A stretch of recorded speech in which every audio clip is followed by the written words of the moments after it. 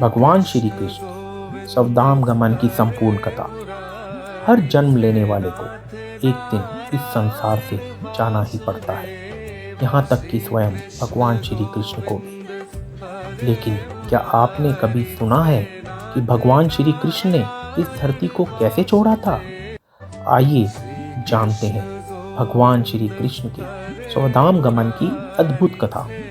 महाभारत युद्ध के बाद श्री कृष्ण ने द्वारका में कई वर्षों तक धर्म की स्थापना की, लेकिन जब अधर्म बढ़ने लगा तो यदुवंशी अहंकार और मद में डूब गए।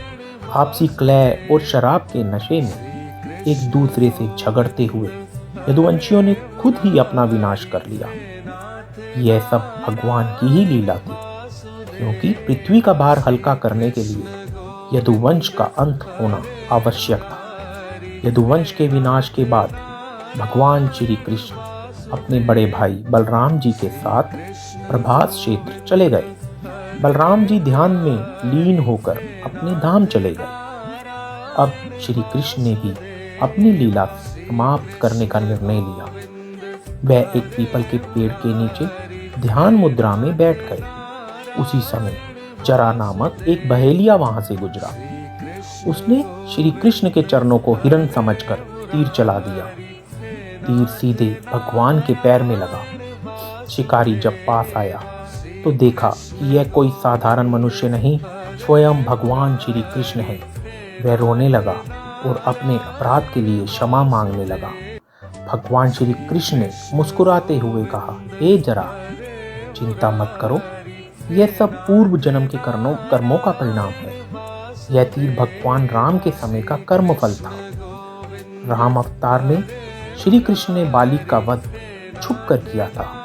उसी का फल जरा शिकारी के रूप में मिला।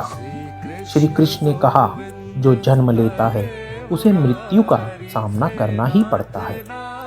इसके बाद श्री कृष्ण ने अपना नश्वर शरीर त्याग कर अपने परम धाम गोलोक वृंदावन को प्रस्थान किया। वहां वे सदा के लिए अपनी राधा रानी और गोपियों के साथ विराजमान हो गए। इस कथा से हमें सीखने को मिलता है कि यह संसार नश्वर है, कोई भी अमर नहीं है। अहंकार और आपसी द्वेष विनाश का कारण बनते हैं। भगवान सदा अपने भक्तों के हृदय में बसे रहते हैं।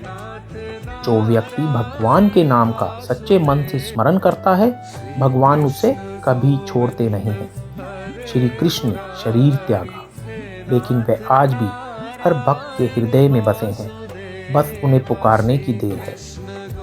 अगर आपको ये कथा पसंद आई हो तो लाइक करें, शेयर करें और चैनल को सब्सक्राइब करें।